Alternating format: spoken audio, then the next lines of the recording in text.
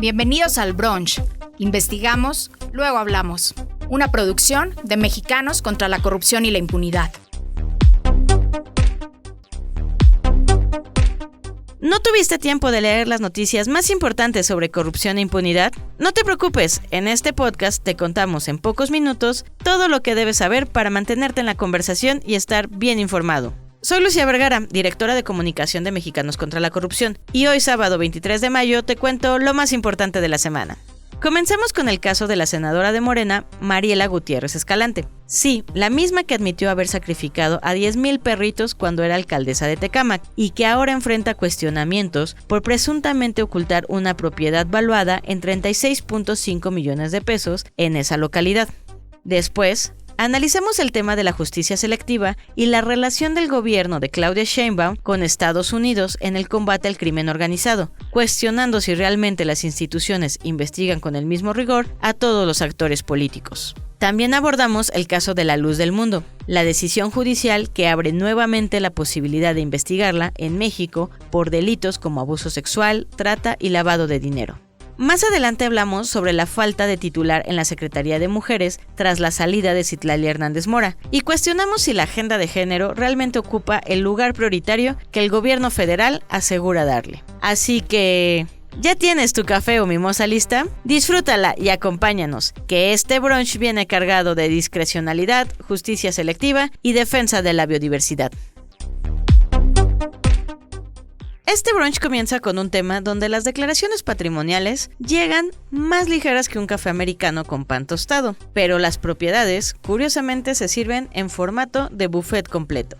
Hoy hablamos de la senadora de Morena, Mariela Gutiérrez Escalante, quien ya había estado en el centro de la polémica en semanas anteriores por el sacrificio de más de 10,000 perros durante su gestión como alcaldesa de Tecámac, en el Estado de México. Y ahora enfrenta nuevos cuestionamientos tras una investigación que señala que presuntamente ocultó una propiedad valuada en alrededor de 36.5 millones de pesos en ese municipio del Estado de México. Pero el precio de la vivienda no es lo único cuestionable, sino que omitió reportarla en su declaración patrimonial. Aquí la pregunta es, ¿por qué? Ni en 2024 ni en el 2025, la senadora declaró tener propiedades, vehículos, inversiones o deudas. Es decir, en papel, desayuno austero. En la realidad, brunch de lujo con vista a la playa. Para ayudarnos a entender este caso, nos acompaña el periodista Eduardo Buendía. Mariela Gutiérrez Escalante, senadora de Morena, es propietaria de una casa con valor comercial estimado de 36.5 millones de pesos, que omitió reportar en sus declaraciones patrimoniales. Este caso, dado a conocer esta semana en Mexicanos contra la Corrupción, revela cómo, en otro caso de ocultamiento, esta senadora determinó o decidió simplemente no contarle a la ciudadanía qué es lo que posee. En esta investigación nosotros presentamos documentos oficiales del registro público en los cuales mostramos que ella adquirió un terreno en 2002 por 220,000 pesos y poco a poco con los años se fue construyendo ahí una residencia muy grande de lujo. Y posteriormente el lote se subdivide y se construye otra residencia a un costado de esta que ya les cuento. Pues se trata de dos propiedades, una de ellas con fachada blanca, con extensiones muy grandes, un estacionamiento en el que fácilmente caben más de 20 vehículos, esculturas colocadas sobre los jardines que rodean la construcción y además un espejo de agua y otra escultura tipo tótem colocada en una de las entradas principales a la propiedad. También techos de cristal y aluminio para cubrirse del sol. La otra propiedad es una casa con fachada gris que también pues tiene muy amplias proporciones. Esta residencia, esta propiedad de la senadora mide 4,400 metros cuadrados, casi media hectárea. Dentro del reporteo para llevar a ustedes esta historia, mis colegas Lucía Vergara, Leonardo Núñez y yo, Eduardo Buendía, acudimos a hacer unas tomas al sitio en la zona de Ozumbilla, en Tecámac, en donde pues recabamos información y aspectos como lo hacemos en todos nuestros reportajes, y lo que nos encontramos pues fue una respuesta bastante hostil. Justamente cuando estábamos terminando de hacer estas grabaciones con dron, se acercaron unas personas en dos camionetas de las que descendieron de manera muy agresiva a videarnos y a amenazarnos verbalmente. Posteriormente nosotros fuimos a guarecernos al vehículo en el que nos transportábamos. Llegó la Guardia Civil de Tecámac, que es el equivalente a la policía municipal. Fuimos llevados al Ministerio Público, donde pues se dirimieron los hechos. Nosotros presentamos una denuncia por el robo del dron que pues le fue arrebatado a mi compañera Lucía en el momento en el que se acercaron estas personas, y por supuesto que denunciamos este hecho. También fuimos avisados que familiares directos de la senadora nos denunciaron por acecho. Pues es un caso de probable corrupción que estamos mostrando como muchos otros en este espacio, y estaremos pues muy al pendiente, a disposición de la autoridad, y por supuesto que esto no queda aquí. Seguiremos haciendo el trabajo que llevamos a todos ustedes semana a semana de demostrar casos de corrupción que tienen que evidenciarse, y no solo se ha hecho, hay que decirlo, en estas administraciones, el partido actual que está en el poder, sino desde mucho tiempo atrás, cuestionando al partido político que está en el poder en ese momento. Gracias, Eduardo. Y en respuesta a esta investigación periodística, la senadora ha negado que esta casa sea de su propiedad. Ese terreno yo lo heredé de mi señor padre desde el 96. Desde el 96 me lo puso a mi nombre, esa fue la adquisición del terreno.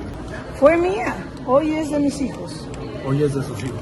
Pero usted la construyó y produjo. Por supuesto, es mía, eso no es pecado. ¿Tener propiedades es pecado en México? Lo que no las declaró, entonces. ¿Por qué no la declaró? No es mía, porque es de mis hijos. Está a nombre de ellos desde el 2014. Desde Mexicanos contra la Corrupción, queremos aprovechar este espacio para agradecer todas las muestras de solidaridad hacia el equipo periodístico, porque mientras algunos funcionarios esconden propiedades, el periodismo sigue intentando destapar lo que el poder quisiera mantener bajo la mesa.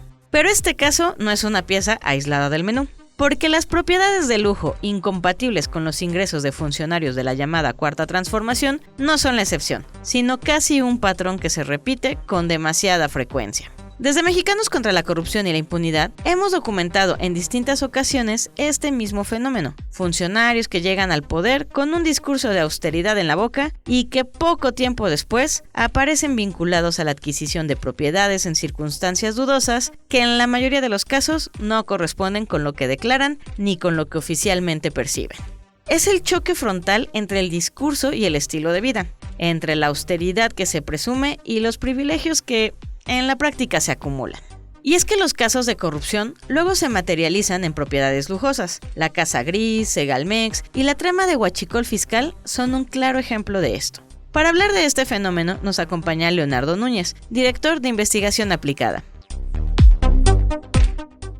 Durante años, la llamada Cuarta Transformación construyó una idea muy sencilla, que ellos no eran igual a los de antes. No tenían mansiones, no tenían privilegios, no vivían en el exceso. Su autoridad política, decían, estaba en su promesa moral: gobernar desde la autoridad, denunciar la corrupción, separar al poder público del poder privado y tener legitimidad y superioridad moral. Pero el problema de los discursos morales es que no se sostienen con conferencias, consignas o frases prefabricadas, se sostienen con hechos. Y los hechos, una y otra vez, han terminado apareciendo en escrituras, registros públicos, contratos, declaraciones patrimoniales y documentos que solo han salido a la luz cuando el periodismo los busca. Primero fue la Casa Gris en Houston, una residencia ocupada por uno de los hijos del entonces presidente López Obrador y su pareja. Era propiedad de un alto ejecutivo de Baker Hughes, una empresa que recibía contratos de Pemex. La investigación de MSCI y de Latinus no solo mostró una casa lujosa, mostró el choque entre el discurso presidencial y los privilegios. Después vinieron más revelaciones. La renta de la casa no aparecía registrada en los sistemas inmobiliarios consultados y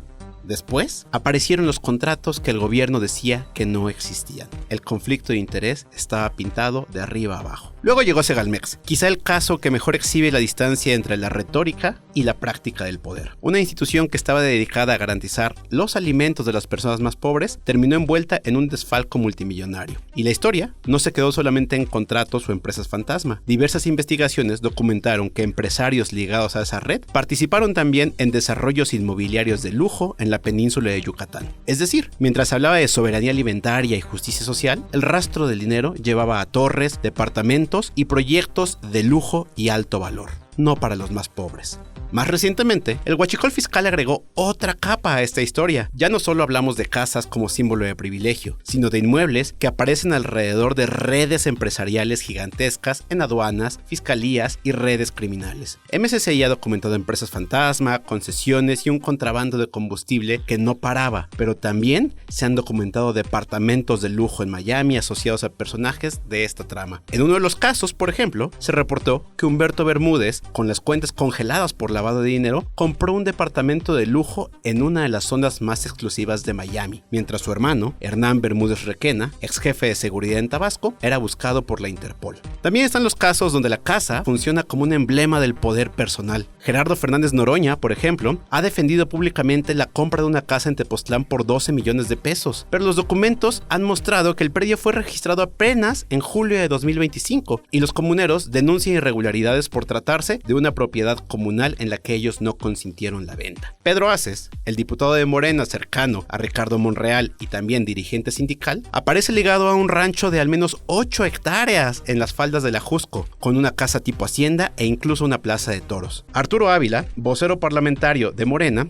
fue relacionado con una propiedad de lujo en Rancho Santa Fe, California, una de las zonas residenciales más exclusivas de todos los Estados Unidos. También hubo casos donde el problema no fue solo la ostentación, sino la justificación dada para las casas de lujo. MSCI documentó, por ejemplo, que el general Luis Crescencio Sandoval, cuando era secretario de la Defensa, adquirió un departamento de 400 metros cuadrados en la zona de lujo de Bosque Real por 9 millones de pesos. Fue vendido por un accionista de una empresa proveedora de la Sedena y a un precio 3 veces inferior que el resto de departamentos de la zona. La explicación fue que lo compró en obra negra y además, en su declaración patrimonial de 2022, decidió no transparentar esa adquisición. O Mario Delgado, ya como secretario de Educación Pública, tuvo que admitir lo que él dijo que era un error de captura, después de que se reveló que había declarado que un departamento que tenía en Reforma 222 costaba 1.5 millones de pesos cuando los registros habían mostrado una compra de 15 millones de pesos, 10 veces más. Y ahora está el caso de Mariela Gutiérrez, la senadora de Morena, exalcaldesa de Tecámac, que omitió declarar una propiedad que vale como mínimo 36 millones de pesos. Ahí está el punto. No se trata únicamente de tener una casa grande. En una democracia, tener patrimonio no es un delito.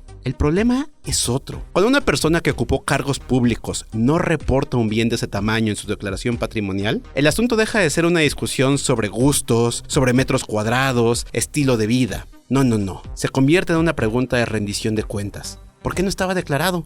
¿De dónde salió? ¿Quién lo sabía? ¿Qué habría pasado si el periodismo no lo hubiera encontrado y denunciado? Esa es la línea que conecta todos estos casos. La 4T no cayó en contradicción por vivir mejor que sus votantes o que los gobernantes del pasado. Cayó en contradicción porque convirtió la austeridad en credencial moral y en legitimidad. Pero al mismo tiempo permitió que alrededor del poder aparecieran residencias, ranchos, departamentos de lujo, desarrollos inmobiliarios y propiedades escondidas por las cuales no pasa nada. La promesa era que el poder ya no se iba a usar para enriquecerse, ya no se iba a usar para proteger a los cercanos, pero los registros y los hechos cuentan otra historia. Y por eso el periodismo importa, porque las casas no hablan en las mañaneras, las escrituras no aparecen mágicamente en la discusión pública, las declaraciones patrimoniales no se corrigen por voluntad propia. Solo cuando alguien busca los documentos, toca las puertas, va a la calle, revisa los registros y pregunta, aparece lo que el poder preferiría mantener totalmente escondido. La historia de estas casas no es una nota de sociales, es una radiografía del poder. Y la pregunta no es si los políticos pueden o no vivir bien. La pregunta es si pueden hacerlo mientras predican que son austeros, que gobiernan con recursos públicos para el bien del pueblo y ocultan aquello que la ley les exige transparentar. Ahí es donde la casa deja de ser casa y se vuelve en evidencia. Muchas gracias, Leonardo. Estamos de acuerdo. Cuando el patrimonio de los funcionarios crece más rápido que sus explicaciones, el problema ya no es solo financiero, también termina contaminando la confianza pública. Y justo hablando de instituciones que parecen servir justicia selectiva, pasamos ahora al análisis semanal de María Amparo Casar, presidenta de nuestra organización. Esta semana, María Amparo cuestiona la relación entre el gobierno de Claudia Sheinbaum y la cooperación con Estados Unidos en materia de combate al crimen organizado. Porque aunque el gobierno presume la entrega de más de 90 presuntos criminales como ejemplo de colaboración internacional, surge una pregunta incómoda. ¿La justicia se sirve pareja o hay quienes siempre reciben trato especial de la casa? Con este dicho, te escuchamos, María Amparo. Y pues bueno, después de casi un mes seguimos con el tema de Rocha Moya, que el próximo miércoles cumplirá justo las 4 semanas de ser el principal tema de conversación pública y por buenas razones. La interpretación predominante antes de este caso es que nadie como la presidenta Claudia Sheinbaum había colaborado tanto con Estados Unidos en materia del crimen organizado. El ejemplo más citado es desde luego la entrega de más de 90 presuntos criminales sin ningún proceso de extradición de por medio, una entrega que fue hecha como muestra de buena voluntad de México en el combate al crimen organizado. Lo que no sabíamos, hasta que se destapó el caso de Rocha Moya, es que la colaboración con Estados Unidos tenía una cláusula de exclusión. Colaboramos con ustedes si se trata de entregar a los narcos a secas, pero no nos pidan por favor que les entreguemos a los narcopolíticos. Con la presidenta a la cabeza, todo Morena ha cerrado filas para decir que no hay indicios y mucho menos pruebas contundentes en contra de los 10 ilustres sinaloenses. Por el contrario, se les ha protegido y hasta se les ha deslindado de los presuntos delitos en los que se sustenta la petición de extradición.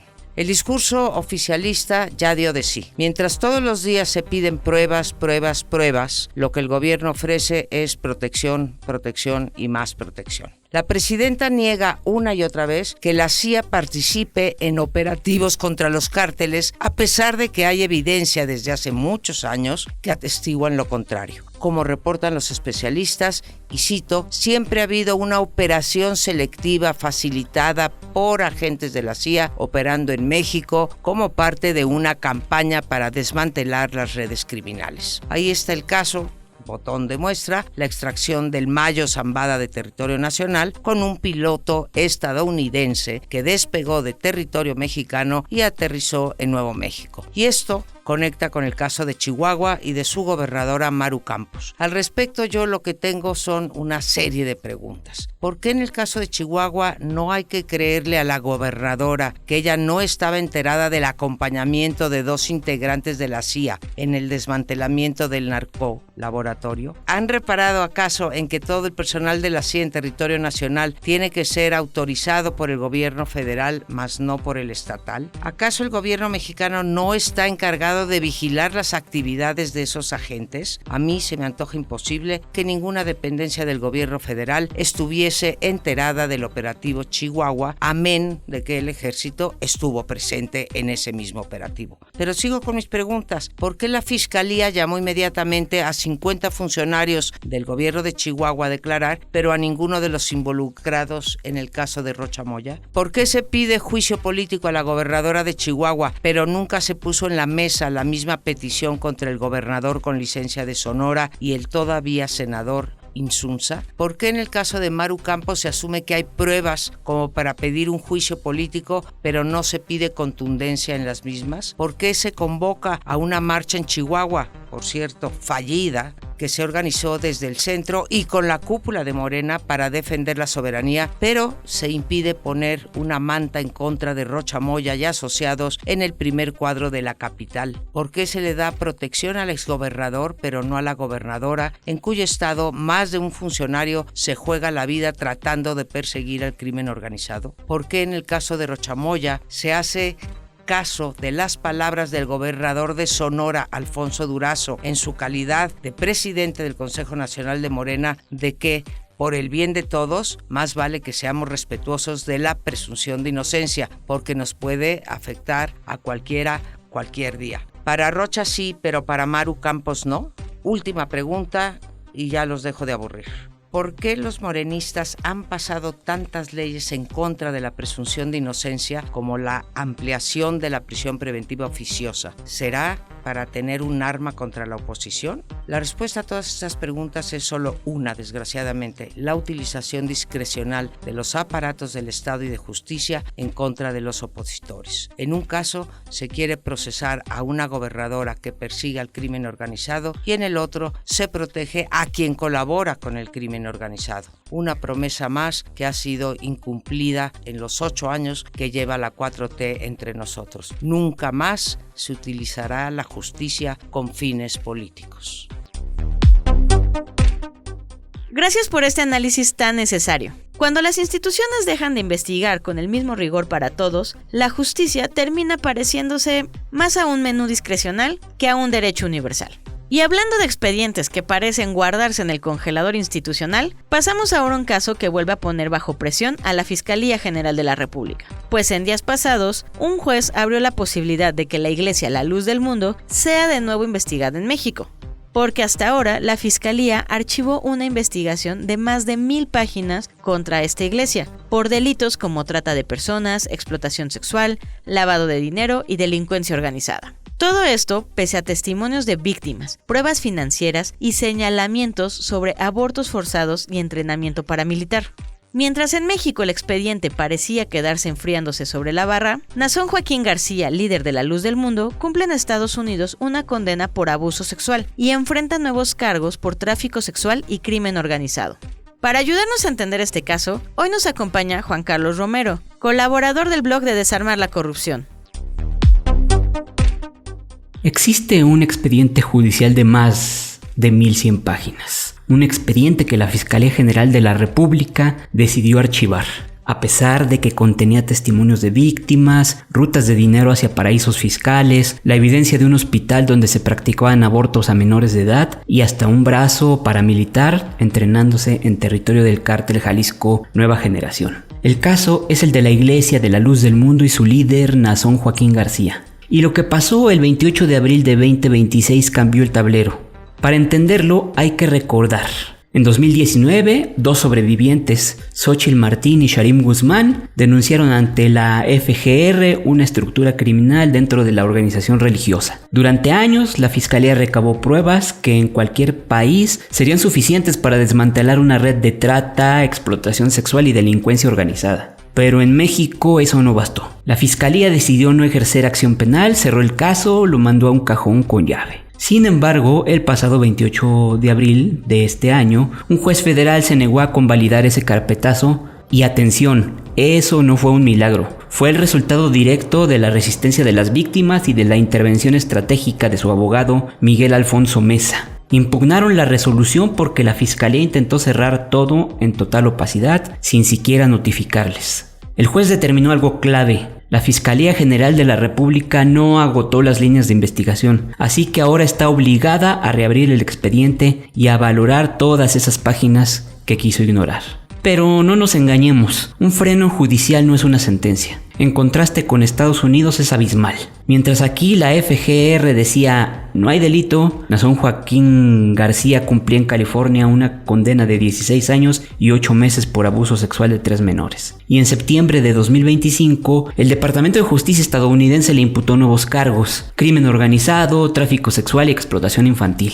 La Fiscalía neoyorquina asegura que la cúpula de la iglesia utilizó su estructura durante décadas para abusar sistemáticamente de niñas, niños y mujeres. La pregunta entonces es obligada: ¿cómo una organización con semejante historial delictivo ha logrado esquivar a la justicia mexicana durante casi un siglo? La respuesta tiene nombre y apellido y se llama poder político. La Luz del Mundo cuenta hoy con representación parlamentaria. En Morena milita el senador Emanuel Reyes Carmona, el diputado federal Flavio Castellanos Polanco y Hamlet García Almaguer, consejero nacional del partido Guinda. También por ahí está el ex senador del Partido Verde Ecologista de México, Rogelio Israel Zamora Guzmán, señalado como operador financiero de la iglesia. La propia denuncia de las víctimas menciona explícitamente a estos personajes como parte de una red que ha facilitado el lavado de dinero y la protección política a los jerarcas de la iglesia. ¿Y cómo opera ese clientelismo? Sencillo: votos y diezmos a cambio de impunidad.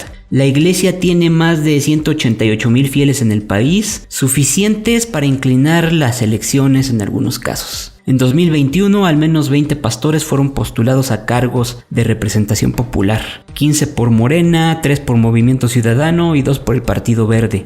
Un ejemplo reciente: las víctimas exhibieron un contrato de Canal 11 del Instituto Politécnico Nacional con el morenista Hamlet García Almaguer, ya antes mencionado. Le pagan 9,000 pesos por programa para conducir y transmitir mensajes informativos, así, entre comillas. No es un simple espacio de opiniones, la constatación de que los brazos del Estado, el legislativo y hasta los medios públicos han sido cedidos a una organización cuyos líderes enfrentan cargos por crímenes de lesa humanidad en tribunales extranjeros. Y si esto le parece grave, déjeme contarle del Hospital Siloé en Guadalajara. Según consta en la página 167 del expediente, allí se practicaban abortos a las menores que quedaban embarazadas tras ser abusadas por el apóstol y su círculo cercano. La tarde del 26 de junio de 2019, 3 agentes de la extinta Policía Federal fotografiaron el inmueble desde su auto y nunca entraron. La ruta completa estaba sobre la mesa de FGR. Abuso sexual, aborto forzado, lavado de dinero, infiltración política, y la fiscalía decidió con una firma y un sello que nada de eso era suficiente. El único castigo tangible que México ha impuesto a los líderes de la luz del mundo fue cancelarle a Nazón su registro como ministro de culto, algo así como ponerle una curita a una amputación. Mientras tanto, sus incondicionales siguen legislando, contratando con medios públicos y movilizando votos para quien ofrezca la mejor tajada de impunidad. El reciente freno judicial al carpetazo abre una rendija de esperanza para la dignidad de las víctimas, pero la expectativa real es reservada. El riesgo de que la justicia vuelva a simular una investigación para salir del paso pues sigue ahí latente. Porque al final ese carpetazo no fue un error procesal, fue la culminación lógica de un pacto no escrito. La fe electoral de millones de fieles a cambio de una justicia que mira para otro lado. Así que sí, la fe mueve montañas y también entierra investigaciones. Muchas gracias, Juan Carlos. Y mientras algunos casos pasan años empolvándose en archivos, hay dependencias donde ni siquiera terminan de poner la mesa. La Secretaría de Mujeres lleva más de un mes sin titular tras la salida de Citlali Hernández Mora, quien dejó el cargo para asumir tareas electorales rumbo a 2027. Todo esto mientras la presidenta Claudia Sheinbaum insiste en que las mujeres son prioridad para su gobierno, pero el relevo sigue sin concretarse. El retraso en el nombramiento ha abierto dudas sobre el peso real que tiene esta agenda dentro de las prioridades del gobierno, especialmente cuando otras decisiones administrativas avanzan con mayor rapidez. Porque en política como en la mesa, no basta con decir que algo es prioridad, también se nota en qué tanto tarda en llegar el plato. Para analizar este tema, hoy nos acompaña Marta Tagle, especialista en género y derechos humanos. Hoy quiero hablar de algo que parece menor, que parece administrativo, pero que manda un mensaje político muy fuerte. La Secretaría de las Mujeres del Gobierno Federal lleva más de un mes sin titular. La demora manda una señal preocupante, como si la Secretaría fuera irrelevante, como si pudiera esperar, como si total, ya llegamos todas y entonces ya no hubiera problemas que atender. Pero llegar no basta. La presencia de mujeres en cargos públicos no sustituye la obligación de garantizar los derechos para todas las mujeres. Es previsible que administrativamente la Secretaría siga funcionando, pues hay equipos, oficinas, los trámites digamos que continúan en general. Pero una institución de nueva creación de este nivel, pues no solamente debe administrar pendientes, debe conducir una política nacional y sin titular se debilita la capacidad de decisión, de coordinación con otras dependencias, con los estados y los municipios y también limita el seguimiento de programas que necesitan una conducción política clara. Y mientras tanto, mientras no se nombra una secretaria de las mujeres, pues la vida de millones de mujeres sigue ocurriendo. De acuerdo con el Instituto Nacional de Estadística y Geografía, 7 de cada 10 mujeres de 15 años y más en México ha vivido al menos una situación de violencia. Y esto no es un problema marginal,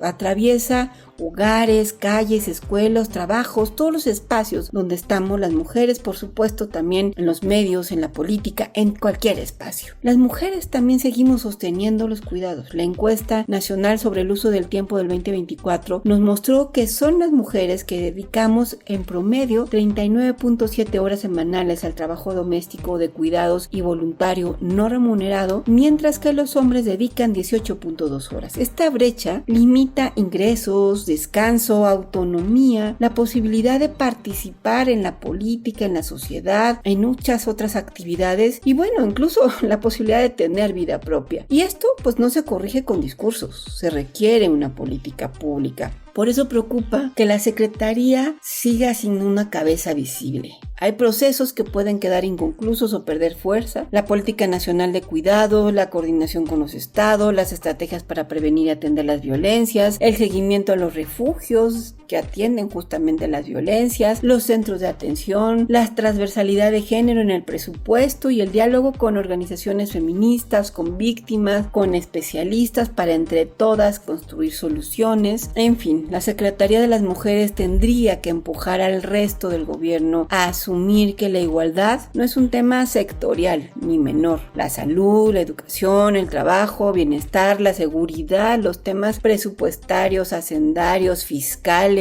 la coordinación con gobiernos estatales y municipales también requiere de responsabilidades concretas y ahí es donde debería estar la Secretaría de las Mujeres empujando. Pero alguien debe coordinar, debe exigir, debe dar seguimiento y debe evaluar. No se trata solo de nombrar a alguien rápido, importa el perfil. México necesita una titular con experiencia en políticas públicas, de igualdad, de prevención, atención a las violencias, conocimiento de presupuestos públicos, de cuidados y que también se rodee de expertas, una persona comprometida con los derechos sexuales y reproductivos, capaz de dialogar con la sociedad civil, con las víctimas, con la academia, coordinarse con estados y municipios sin colores partidistas, de tener interlocución con los organismos internacionales y también, sobre todo, debe ser alguien que entienda la vida concreta de las mujeres de a pie. Porque mientras en la política se negocian cargos, millones de mujeres siguen resolviendo solas lo que el Estado todavía no garantice. Si es tiempo de mujeres, la Secretaría de las Mujeres no puede estar acéfala. Tiene que tener cabeza, rumbo, presupuesto y poder. Tiene que coordinar, exigir, actuar y responder. Muchas gracias, Marta. Y con todos estos temas terminamos por hoy. No olvides compartirlo y seguirnos en todas nuestras redes para mantenerte informado y sumarte al combate contra la corrupción y la impunidad. Hasta el próximo brunch. Esto fue El Brunch. Investigamos, luego hablamos. Producción y dirección, Lucía Vergara. Guión y contenido, Janine Baquerí. Voz, Verónica Ayala. Gestor de entrevistas, Ricardo Alvarado. Asistentes de producción, Iván Cerón y Emanuele Aguilar. Diseño de portada, Paola Calvo. Una producción de Mexicanos contra la Corrupción y la Impunidad.